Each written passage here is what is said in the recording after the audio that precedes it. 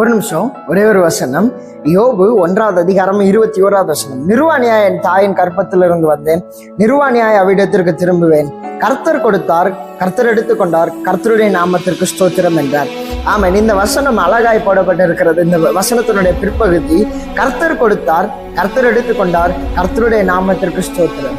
ஆமாம், யோபுவை குறித்து பார்க்கணும் அப்படின்னா, அவர் நல்ல ஆசீர்வதிக்கப்பட்ட நல்ல செல்வ சீமான். ஒரே நாளில் அவருடைய எல்லா ஆசீர்வாதங்களும் பறிக்கப்பட்டது. அந்த நேரத்தில் யோபு சொல்லுகிறார், கர்த்தர் கொடுத்தார், கர்த்தர் எடுத்துக்கொண்டார், அவர் நாமத்துக்கு ஸ்தோத்திரம்.